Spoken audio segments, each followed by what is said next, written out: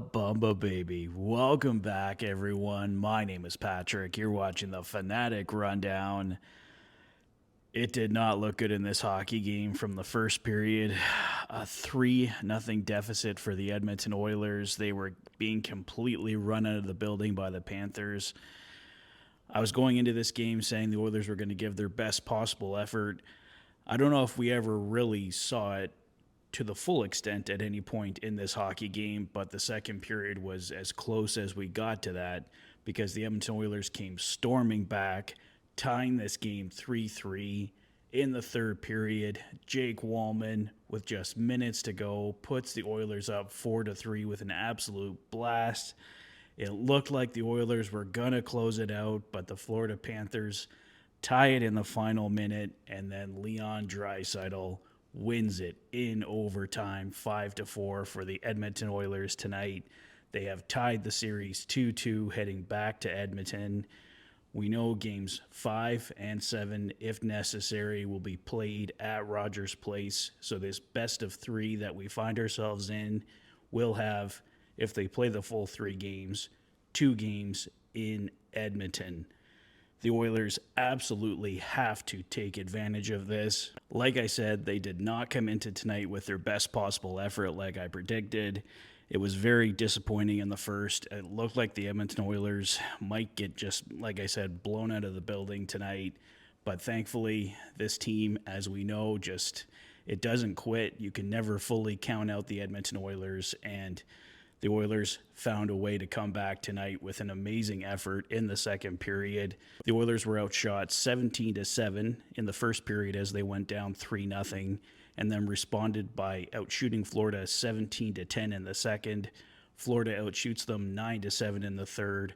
Shots were even 4-4 in overtime. The Florida Panthers definitely had the better chances in OT. They were dominating, but it's a fortunate play that leads to a Leon Draisaitl goal going in 5-hole on Sergei Bobrovsky tonight. So we will definitely take it, but like I said, a little disappointing to see the lack of a full 60-minute effort from this team in such a crucial game, but we got the win.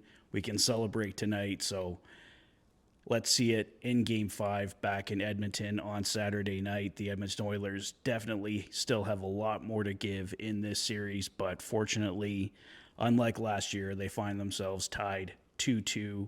It's the third game in overtime in 4 games in this series, so it's been very close aside from a just terrible Game 3 in Florida where the Oilers played their worst game of the Stanley Cup playoffs, and I was saying in my Fanatic Rundown, the worst game that I've seen them play this season and maybe in a very long time. They completely lost their identity in that hockey game. They found it in parts of this one, but like I said, this team still has a lot more to give. So I want to see that obviously in games 5, 6, and if necessary, game 7 back at Rogers Place. Let's quickly run down the scoring summary tonight. It was Matthew Tkachuk picking up the first 2 goals of this hockey game at 11:40 and 16:56. Anton Lundell at 19:18 put the Panthers up 3-0 in the second period on the power play. Ryan Nugent-Hopkins gets the Oilers started at 3:33. Darnell Nurse at 12:47 makes it 3-2. And then Vasily Podkolzin with a beautiful backhand at 15:05 ties the game at 3. Both Nuge and Nurse going high on Sergei Bobrovsky. That's what the Edmonton Oilers need to do. And even Vasily Podkolzin's goal, slightly high, just above the pad for Bobrovsky. That's where the Oilers are going to find their bread and butter in this series, going high on Sergei Bobrovsky. Jake Wallman's go-ahead goal that put the Oilers up 4-3 at 13:36 was another such goal, an absolute bullet from Jake Wallman.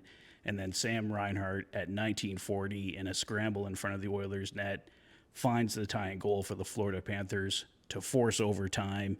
And then, as I previously mentioned, Leon Draisaitl with his 11th of the playoffs at 11:18 from Vasily Podkolzin and Matthias Ekholm ends this one, giving the Oilers the 5-4 victory here tonight.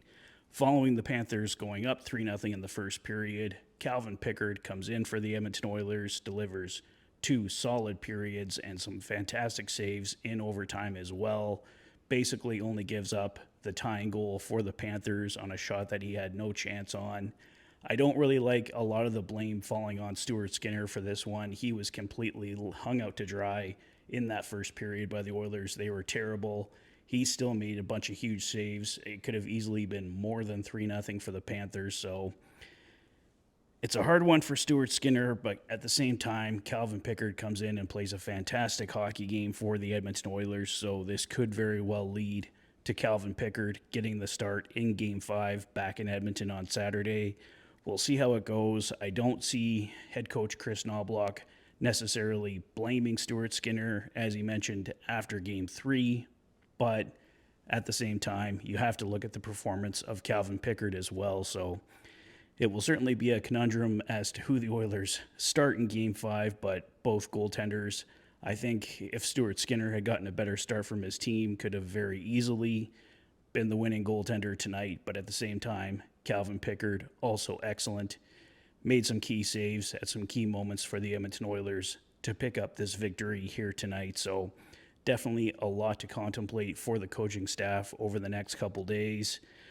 We saw some opportunities for Connor McDavid, but he wasn't a real standout player for the Edmonton Oilers tonight. Leon Draisaitl picks up the first star, obviously getting that key overtime game-winning goal for the Oilers tonight. So I think we can still see more from Connor McDavid. He had some opportunities tonight, but didn't bury it. Had a great opportunity in overtime as well. So I think the Oilers can still ask for more from their captain despite his fantastic performance. Nevertheless, through the Stanley Cup playoffs, he's been talked about for our Conn Smythe, so certainly don't want to downgrade what Connor McDavid has done to this point, but I think he's got another gear that he can give for the Edmonton Oilers in the Stanley Cup finals. Ryan Nugent-Hopkins looked fantastic tonight coming in. He's been a game-time decision the last couple nights. There was definitely some bad officiating tonight. There were some very key calls that were missed. For both teams, it wasn't really a huge night on the power play. The Oilers going 1 for 4, Florida going 2 for 4. So a couple key goals for both teams on the power play, but I don't think the power play swayed it too much. But still, the Oilers have work to do on the penalty kill, have work to do on staying out of the penalty box. I didn't like the officiating, but at the same time, had the Oilers lost this hockey game, as I mentioned in previous games, I once again wouldn't blame the officiating for the Oilers' loss. They have to find a way to be more disciplined. It's the playoffs. You never really know what's going to get called, what's not going to get called. All you can control is how disciplined you are, and the Edmonton Oilers definitely have to work on that discipline going into Game 5. I believe there was some issues with Troy Stecher in this hockey game, and then he left, but I think he should be okay, but we'll have to wait and see between Games 4 and 5 here if there is an update on Troy Stecher. But overall, the guys got the win tonight. That's really all that matters. So the Oilers find a way in overtime for the second time in this series. 3 overtimes in 4 games. It's been crazy. It's been relentless, but the series is tied 2-2 heading back to Edmonton. We have a best of 3 the rest of the way with, like I said, 2 games to be played at home at Rogers Place for the Edmonton Oilers. So hopefully they can find a way to get it done here.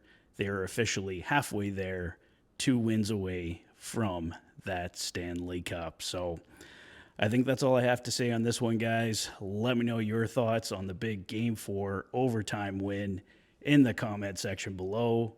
If this is your first visit to the channel and you like what you see, please consider liking and subscribing for all the latest Oilers content.